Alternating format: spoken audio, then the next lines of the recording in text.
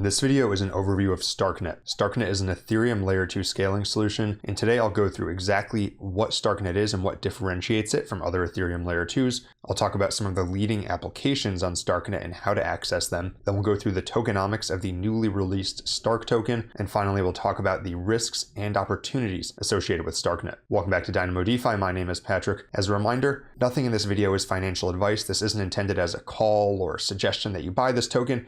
This is solely educational about a currently trending cryptocurrency. Now let's get into the video. To start, let's talk about exactly what Starknet is. And Starknet is what's known as an Ethereum layer 2.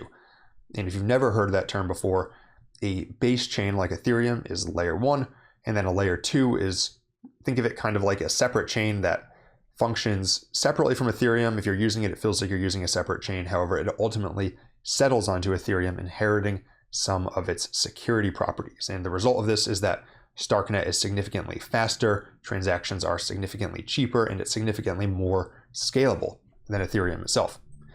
And Starknet is a specific type of layer 2 rollup known as a validity proof, aka a ZK-Rollup. That stands for zero knowledge. And that zero knowledge refers to the type of proof that Starknet uses to bundle and compute transactions off-chain. They use something known as Stark proofs, hence the name Starknet.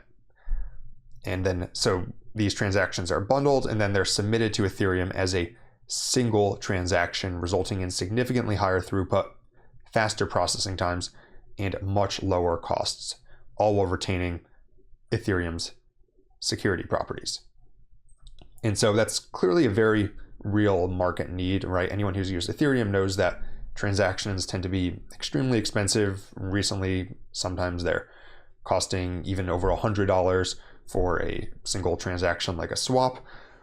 And so there's a very real need, if you want to scale Ethereum, to have some of these layer 2 rollups that can ultimately settle onto it. And then these rollups should actually get even cheaper in the near future because of some upgrades that are happening to the Ethereum network. Some things that also distinguish Starknet specifically, because there's a lot of other layer 2s out there right now. There's Arbitrum, there's Mantle, there's Optimism.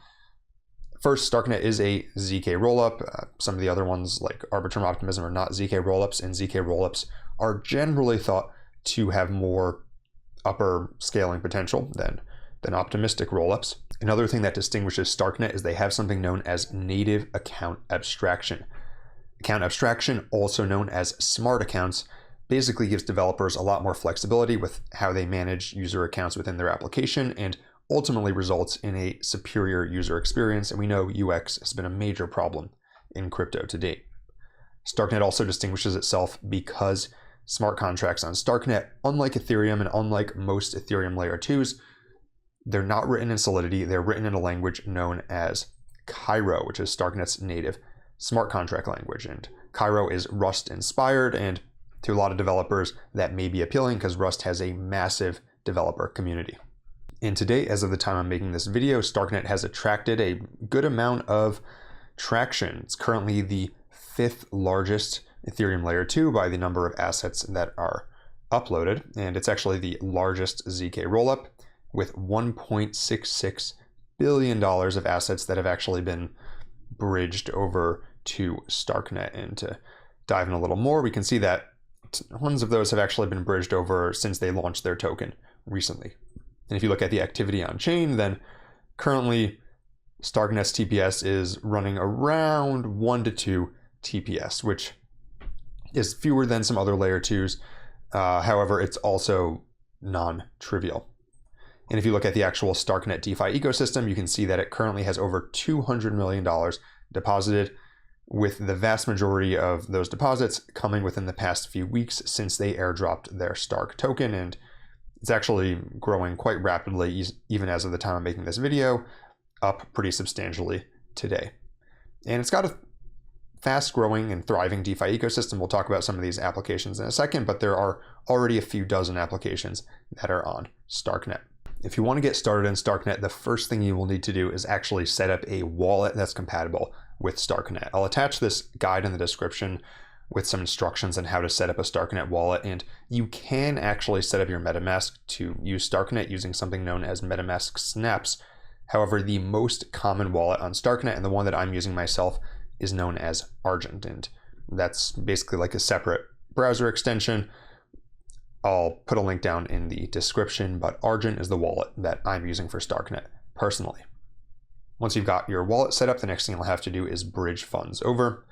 And the official bridge is startgate.starknet.io. Here you can bridge from Ethereum or several other chains right over to STRKnet, or you can even on-ramp fiat with a payment card or deposit from an exchange. So there's a lot of good options to actually deposit to STRKnet using this Startgate bridge.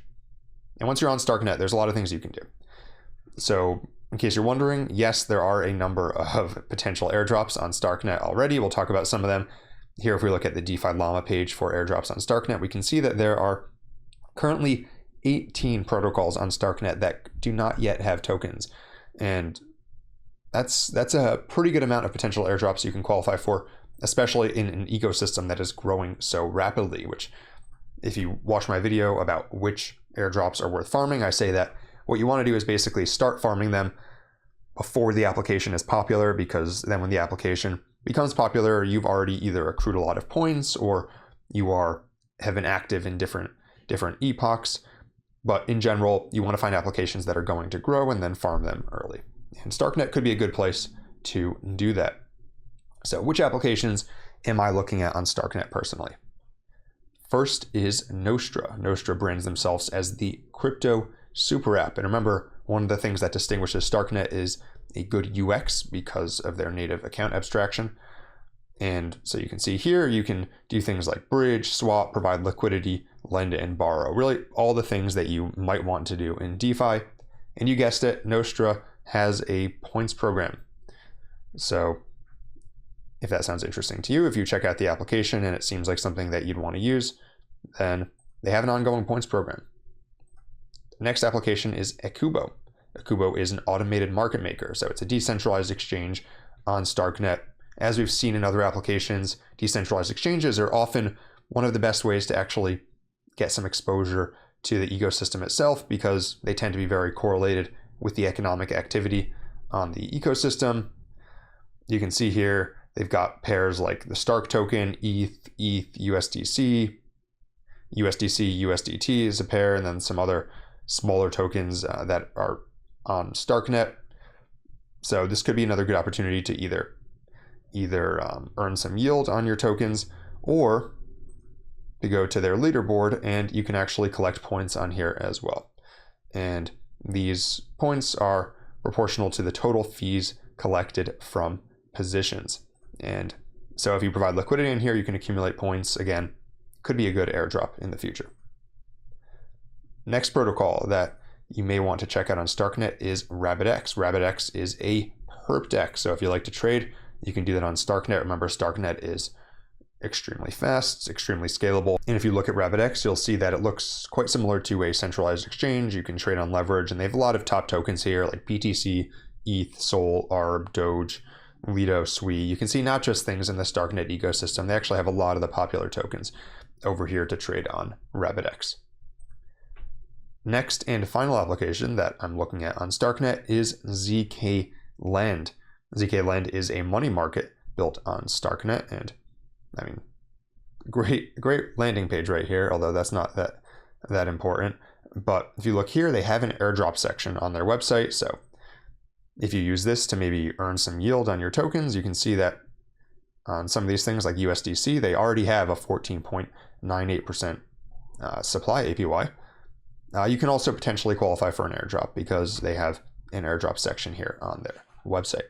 Next, let's talk about the tokenomics of the STRK token, because STRKnet recently released this token, and truthfully, it's been relatively controversial. If we look at the CoinGecko listing right now, current price is $2.51 with a market cap of $1.8 billion in a fully diluted valuation of $25 billion. And so the fully diluted valuation is very high compared to the market cap, because only 728 million STRK tokens are currently in circulation, compared to 10 billion in the total supply. And so I'll say right there, that is a relatively low circulating supply compared to total supply. And if we hop over to token unlocks to take a look at the vesting schedule, then we see that there is a cliff that happens next month in April 2024. And then after that, it's not really linear. There's a little bit that unlocks daily and then a larger step every month. But we can see that it's basically linear going into 2025 and then accelerating. And then you'll basically be releasing at the same rate until 2027 and then releasing at a lower rate until 2031. So you can look forward to a lot of upcoming unlocks on this. And I'll note that in a bull market especially, tokens with unlocks can still do well. However, it could be a headwind because if you look at, for example, this market cap is already relatively high. And if more tokens are coming into circulation and the market cap stays the same, then the token price has to go down. It's just supply and demand, right? Tokenomics are supply and demand of tokens. Another thing that I'll note is that if you look at this current rate, although they have decreased the rate of emissions, if you look at 1 year from now, there will be about 1.4 billion Stark unlocked compared to around 728 million unlocked today. And so basically over the next year, the total supply that's unlocked is going to double. And quick note that these tokenomics are slightly different than the ones that were initially announced because a lot of people in the community justifiably had some concern about the fact that a third of the tokens held by early contributors and investors were due to unlock on April 15th, so like 2 months after the initial token generation. And so they shortened that vesting schedule. Another thing that I'll note is that if you look at the distribution of these Starknet tokens, then you can see that pretty large proportion of them are going to early contributors and investors. So for example, 20% to early contributors, 18% to investors, 13% to grants, 11% to Starkware, 10% to the foundation, 7% to the community, another 9% that will go to the community provisions, and then 8% to the foundation again, that's the foundation treasury, and then 2% to donations. And yes, early contributors, investors, people who put their money, reputation, time on the line, they absolutely need a token allocation. They need to get paid, right? But I will say that this community allocation is relatively small, 16%. And then you can imagine grants is kind of like community as well. If you put the whole thing towards that, that would be about 29%. Relatively small, a lot of projects will do more like 40, 50% towards the community. And then the thing I would note anecdotally is that a lot of people who had used Starknet prior to the launch didn't really get airdrops, or they got extremely small airdrops. And some of these were people who were using it organically with hundreds of transactions and for whatever reason didn't get an airdrop. And it's their token, that's in their right, but generally that doesn't bode well for the project's community. As far as the utility of Starknet did lay out a pretty compelling list of use cases. In addition to using ETH to pay for Starknet network fees, users will also be able to pay transaction fees using Stark. And generally speaking, tokens that are used to pay for gas tends to be a pretty good way to add value to the token because people are going to hold some in their wallet solely to pay transaction fees. It's also used as governance. So for example, when future emissions are made from the foundation treasury, that could be potentially allocated using governance. And then they actually lay out here that in the future, Stark will be used for staking within a proof of stake model to choose among a decentralized network of sequencers. One of the criticisms of layer 2s is that right now, oftentimes they'll have a centralized sequencer that settles onto Ethereum mainnet.